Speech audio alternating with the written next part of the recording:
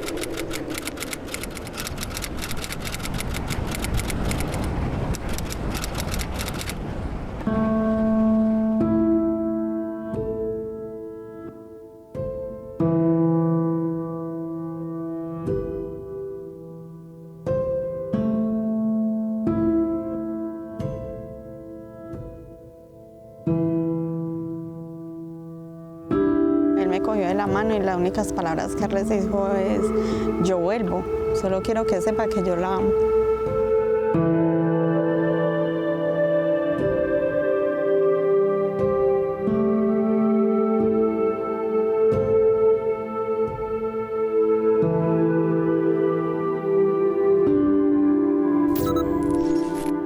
La Escombrera, el vertedero de miles de toneladas de desechos de construcción acumulados en la parte alta de la Comuna 13 de Medellín, en Antioquia, señalada por los familiares de 502 desaparecidos en el marco del conflicto armado como la fosa común a cielo abierto más grande de Colombia, donde habrían sido arrojados los cuerpos de sus seres queridos hace 23 años, dejó de ser un mito o una historia de ficción, como la han señalado los negacionistas de la guerra. Por Dios. La Escombrera. La mamertería decía que era el cementerio a campo abierto más grande del mundo, que las víctimas eran incontables. Se gastaron 20.000 millones buscando cuerpos y encontraron los huesos de un perro. Recordamos que el informe de la Fiscalía señaló se encontraron restos óseos no compatibles con la especie humana. La verdad, tumba el mito de la Escombrera. Eso de la Escombrera es un mito urbano, pendejo.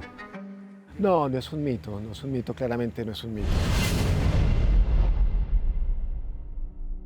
Tras remover tierra y escombros equivalentes a 2.700 volquetadas de material, comparado con 15 piscinas olímpicas, la Jurisdicción Especial para la Paz y la Unidad de Búsqueda de Personas Dadas por Desaparecidas encontraron entre diciembre de 2024 y enero de 2025 4 estructuras óseas, 4 cuerpos identificados, entre ellos una joven líder deportista y un vendedor ambulante en condición de discapacidad.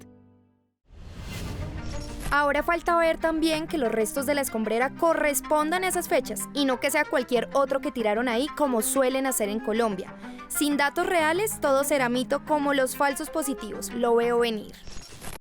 María Auxilio Arenas, madre buscadora del colectivo de Mujeres Caminando por la Verdad, estaba el día del escalofriante hallazgo, rogando que fuera y al mismo tiempo que no fuera su esposo. Yo, por ejemplo, bajé al polígono y yo sentía que mi cuerpo no me respondía cuando veía cómo encontraban allí un cráneo allí, y más con un hallazgo que encontramos de una persona, cómo los torturaban para muestra que los encontraron amarrados, pues ahí estaba el lazo con que los amarraron en el cuello y en las manos. Estaban amarrados. Y con tiro de gracia. Entonces, ¿cuál es la sevicia que tenían en ese entonces con las víctimas de acá, que cayó? Es que era porque la operación Orión había que hacerla, pero no cayeron los que eran, no cayeron milicianos, aquí cayó gente inocente, pelados que llegaban el ejército llegaba a las casas y en una tanqueta montaba a los pelados que les daba la gana y los pelados no volvieron. Llegamos a la parte alta de la escombrera, una escena del crimen, un sitio de desaparición, un lugar de ejecución con tiros de gracia, donde la tierra se niega a sumirse en el silencio. Y estamos en la zona cero, esa que al fondo se alcanza a divisar, donde están trabajando incansablemente los investigadores de la JEP y de la Unidad de Búsqueda de Personas Dadas por Desaparecidas. Estamos hablando entonces de 4 hallazgos muy importantes y hoy les vamos a contar la historia de cómo los investigadores han llegado a este punto histórico. Vamos a contarles qué dicen los familiares de las víctimas que reclaman que sus seres queridos pueden estar aquí. Les mostraremos la verdad judicial a partir de lo que está contando la tierra, de lo que está diciendo la escombrera. Él es el magistrado de la JEP, Gustavo Salazar, relator de la medida cautelar para la escombrera y el líder de un equipo incansable que acaba de emplear el polígono protegido de búsqueda en un área de 3.772 metros cuadrados que colindan con el hallazgo de los 4 hallazgos. En su mente quedó grabada la voz de una de las mujeres buscadoras que, mientras miraba el paisaje que él ha tenido que desenterrar para encontrar la verdad, repetía en voz alta estas palabras que aún retumban en el estremecedor lugar. Este es el camino que mi esposo recorrió. Esta es la noche que él contempló.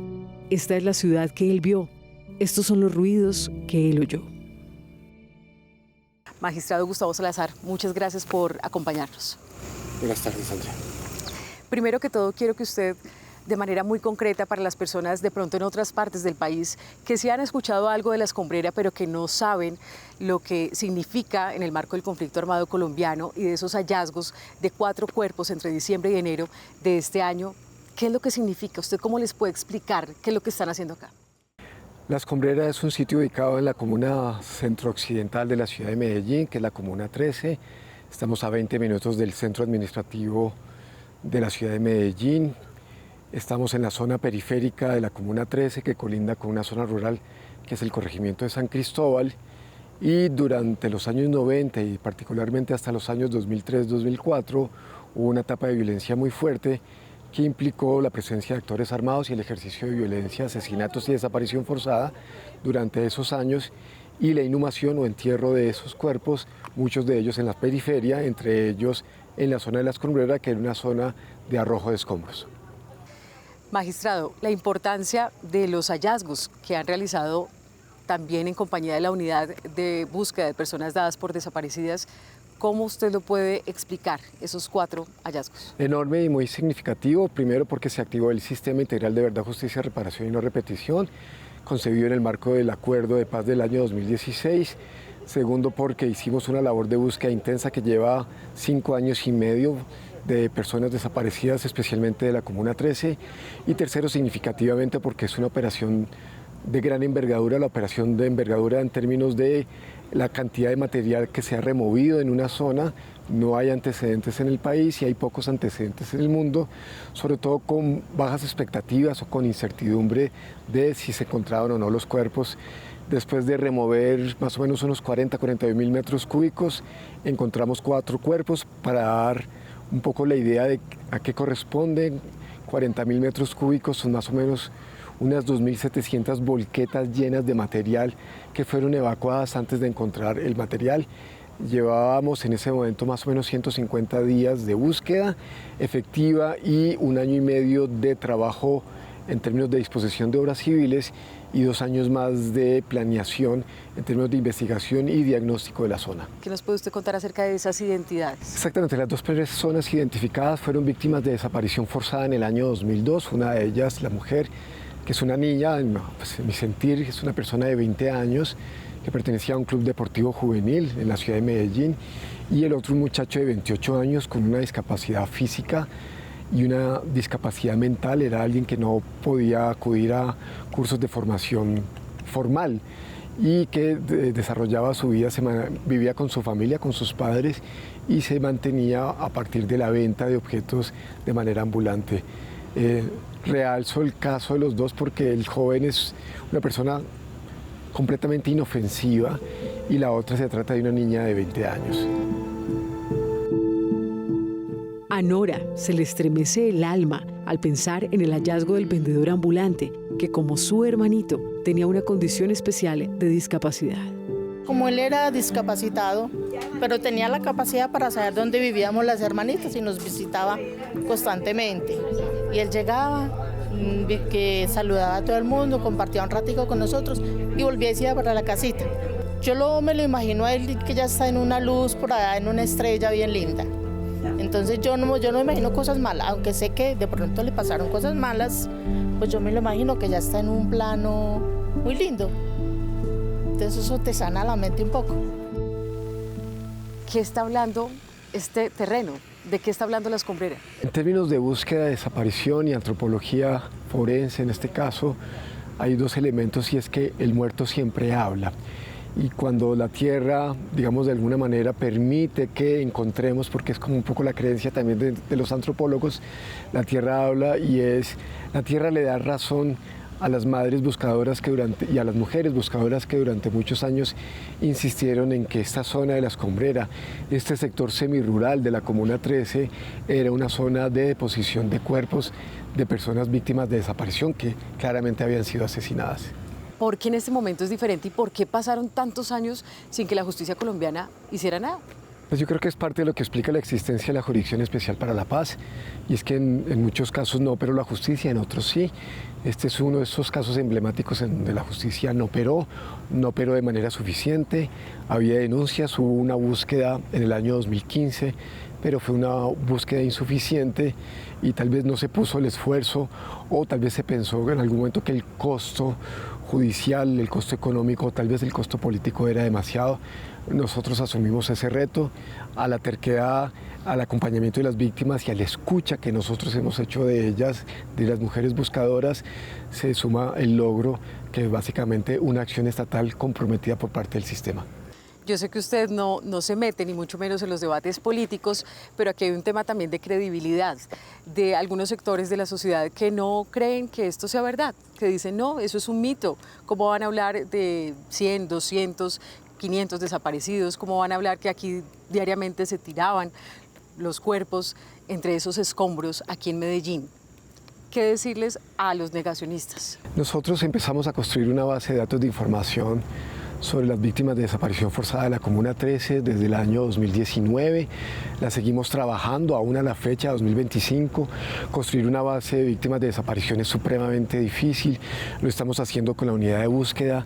Las fuentes son la Fiscalía General de la Nación, la Alcaldía de Medellín, la Personería de Medellín, la Comisión Nacional de Búsqueda de Personas Desaparecidas, las mismas denuncias de la Fiscalía y los datos que nosotros hemos recolectado a partir de las denuncias e informes presentados por las víctimas. Es una base que se va decantando con el tiempo. Lo primero que reafirma la seriedad del dato que tenemos nosotros de 502 víctimas como sistema, 459 por parte de la Jurisdicción Especial para la Paz, 502 por parte de la unidad que tiene información más completa, es que las dos víctimas cuando las encontramos estaban registradas en nuestra base de datos, no tuvimos que buscar mucho más. Lo único que nos permitió, mejor dicho, lo que nos permitió esa identificación tan pronta fue precisamente que estaban consignadas ahí, que estaban registradas en el sistema de registro de víctimas de desaparición forzada y de cadáveres, que es el CIRDEC, y que las muestras genéticas de los familiares se habían tomado. En esa medida, los dos hallazgos básicamente reafirman que la base estaba bien construida y ratifica la seriedad y la consolidación de dicha información.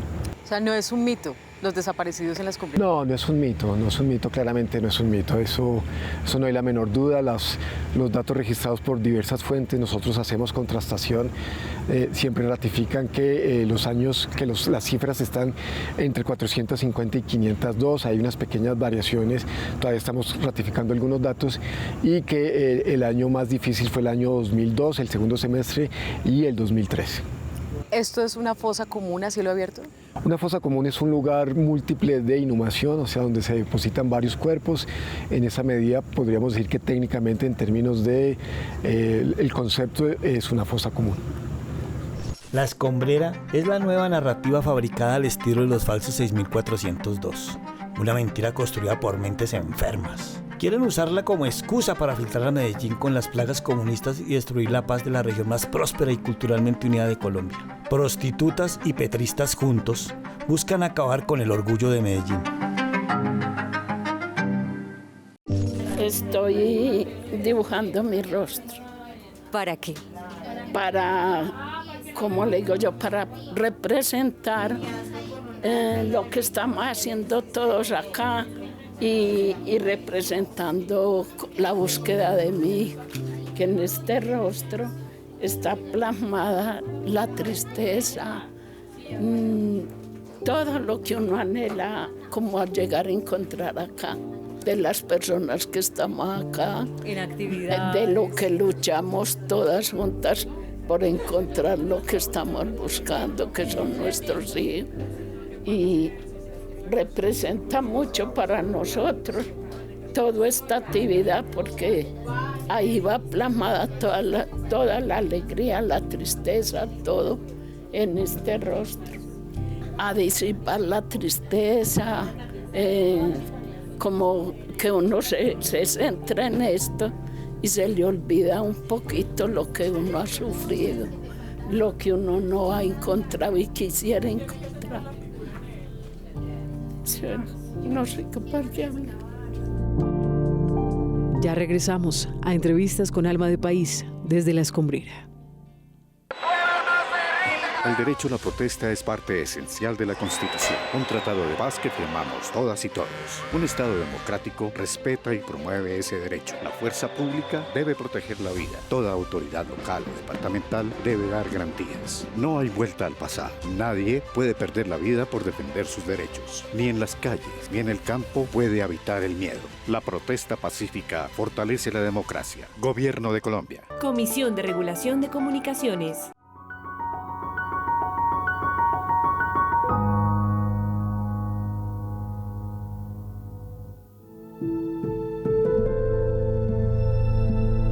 Acá en La Escombrera, en la parte alta de la Comuna 13 de Medellín, en Antioquia, los habitantes sufrieron por el control a sangre y fuego del territorio que se disputaron los grupos ilegales, guerrilla y paramilitares, del bloque Cacique Nutibara al mando de Don Berna. La Escombrera vivió 4 oleadas de violencia e intervenciones militares como Fuego, Otoño 1 y 2, Marfil, Águila, Horizonte, Mariscal, Potestad, Antorcha, Saturno, Orión 1 y 2. Pero cayeron civiles inocentes y nadie ha asumido esta responsabilidad. ¿Por qué se vieron paramilitares encapuchados al lado de los militares patrullando la Comuna 13? ¿Quién desapareció a Arles y a cientos de civiles que no eran ningunos guerrilleros ni paras, como lo aseguran con firmeza y los defienden sus familias?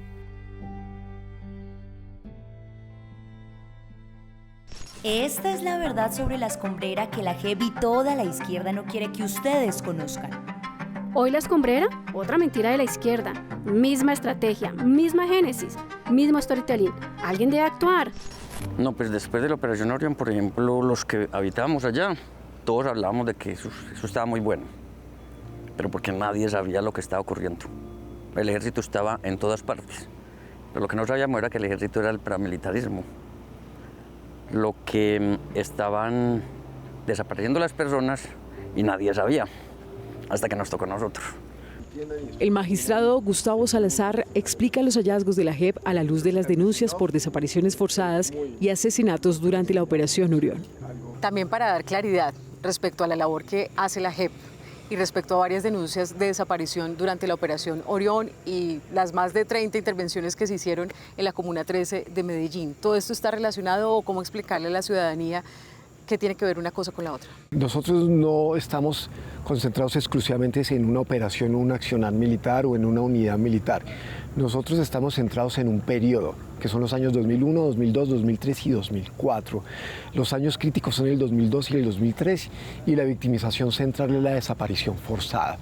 En ese periodo, en esos 4 años, hubo básicamente 3 fenómenos: presencia de milicias, disputa la disputa entre grupos paramilitares y las milicias que hacían presencia en la Comuna 13 y de manera concomitante el desarrollo de 34 operaciones militares por parte de la Fuerza Pública, y en la fase final, que es el 2003, la última parte del 2003 y el 2004, es consolidación y presencia hegemónica tanto del bloque Cacique Nutibara como el sucedáneo, que es el bloque de Héroes de Granada. ¿Quién controlaba qué volquetas ingresaban? Las familias que nunca tuvieron respuesta de las autoridades, de los gobiernos locales, ¿ahí qué se hace? A ver, hay que entender que hay esclarecimientos parciales. Nosotros lo que hacemos es investigar como un todo, lo que llamamos fenómenos de macrocriminalidad o crímenes de sistema.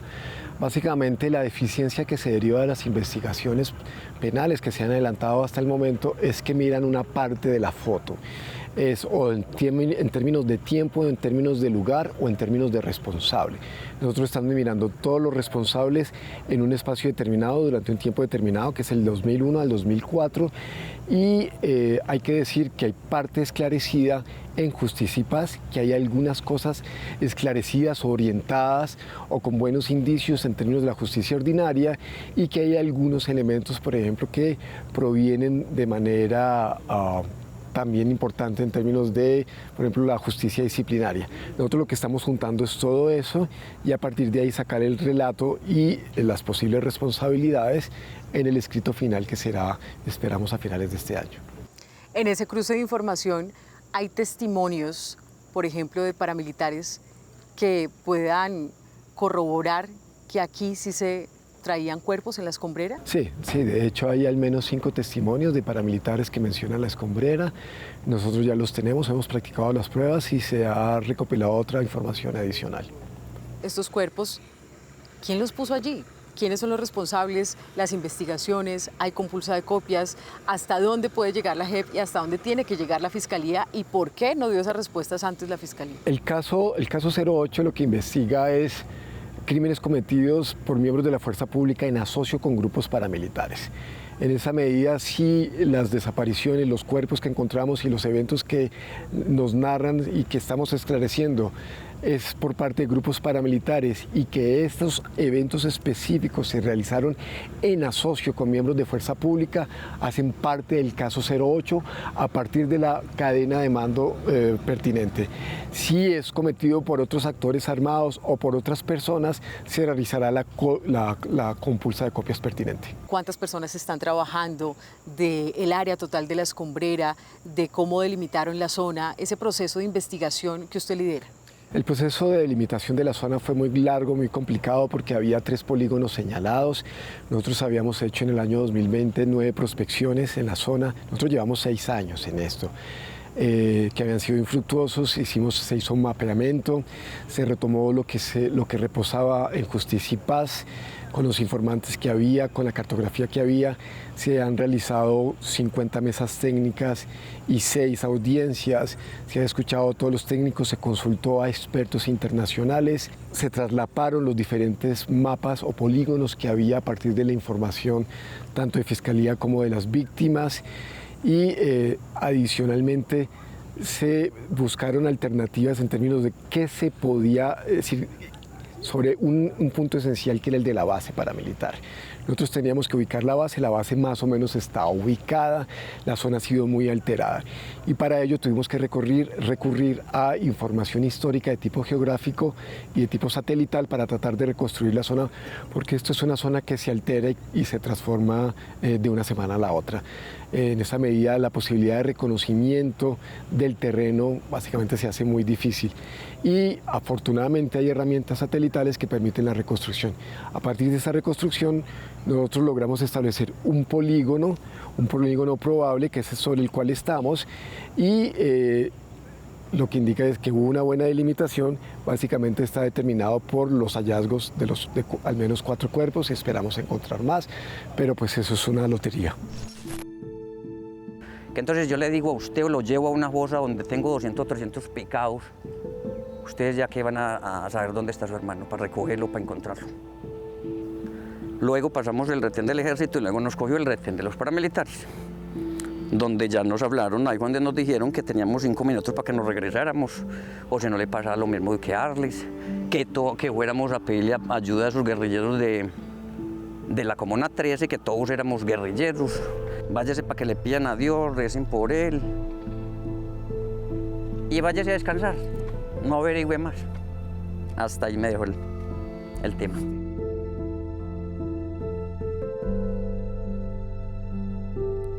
Uno queda destrozado. Cuando se da el primer hallazgo, esto fue en diciembre de 2024, pues empieza una movilización, una expresión también por parte de los familiares que están aquí esperando respuestas posiblemente para saber si sus seres queridos están aquí en la escombrera o no. Y entonces surgen los murales de Las Cuchas, tenían razón. ¿Qué significa esos murales, esa expresión en la ciudad de Medellín que se replicó en diferentes ciudades principales del país con ese mensaje? Las Cuchas tenían razón. Mira, nosotros en términos, al ser jueces, no podemos entrar a opinar sobre eso. ¿Qué es lo que nos compete a nosotros? Nuestra obligación es tratar de hacer la investigación de la manera más seria, rigurosa posible.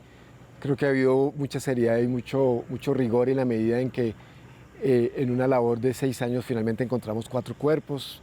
Pocos apostaban al éxito de esto.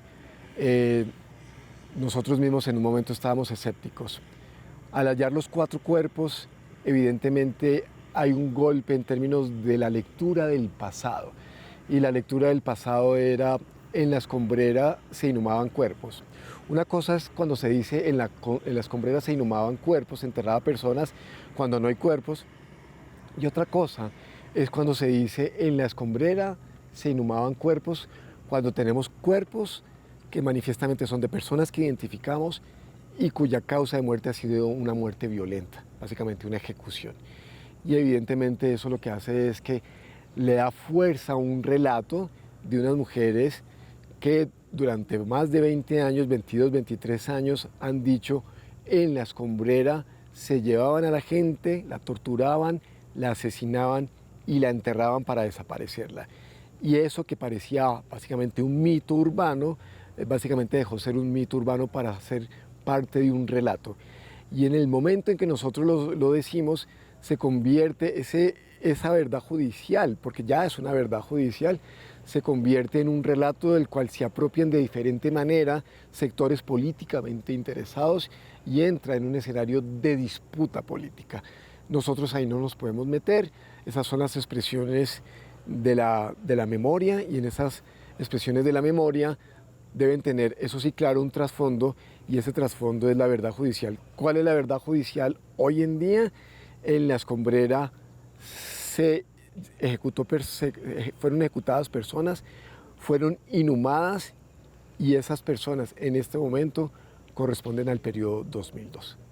Se llegó a cuestionar si algunas familias no trajeron aquí a sus seres queridos simplemente a enterrarlos, como si fuera un cementerio. Desde la verdad judicial, de lo que ustedes encontraron como pues, rastros de si hubo violencia o no en esos cuerpos, ¿qué usted puede responderle a esas personas que cuestionan que esto sea así? No, eso pues no me merece ningún comentario, me parece que simplemente es irrespetuoso. Ahí está la verdad judicial. Sí, hay una constatación, y la constatación es una constatación forense y el trabajo que está detrás. Que no estábamos locas, porque como alcanzaron a decir gente tan cruel, mentes tan perversas a decir que nosotros trajimos los muertos y los pusimos ahí para hacer todo esto que estamos haciendo. Nosotros trajimos los muertos y los enterramos ahí para hacer todo esto que estamos haciendo. Entonces con eso les hemos tapado la boca a toda esta gente que decían, ellas están locas, eso es un mito, alcanzaron a decir que era un mito. ¿Pero qué viene ahora? ¿Hasta cuándo podrá la JEP estar aquí? Porque además eso parece ser solamente la punta del iceberg. No, nosotros vamos a continuar la excavación, la prospección y la excavación hasta cuando se termine, eso lo tenemos absolutamente claro. Inicialmente íbamos hasta el mes de abril, vamos a seguir hasta cuando se termine. Se va a prolongar el tiempo en la medida en que nos encontramos cuerpos, digamos, de manera más pronta de lo esperado, y tenemos que hacer una excavación mucho más lenta.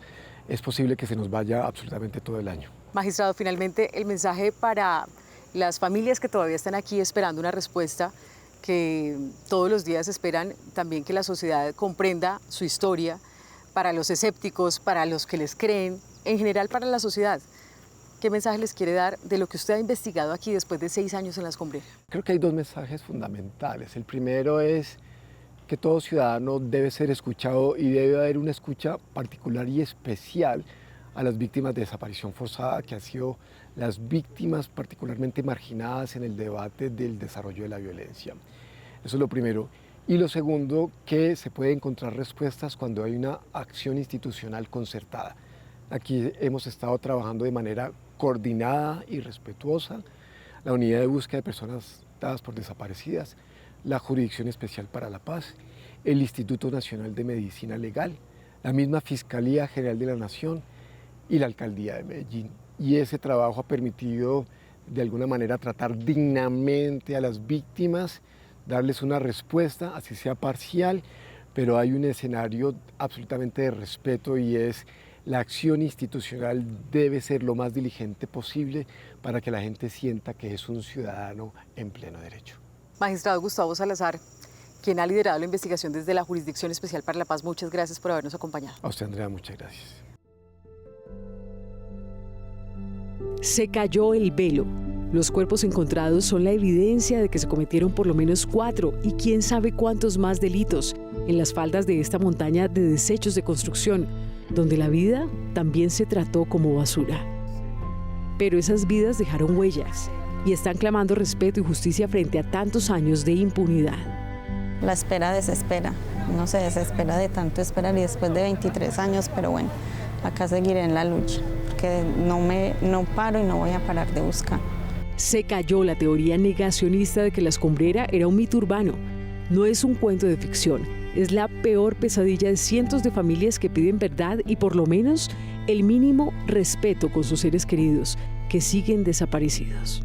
Que por fin nos hicieron caso y no lo tengo que decir yo porque la tierra siempre ha hablado y ahora con más fuerza.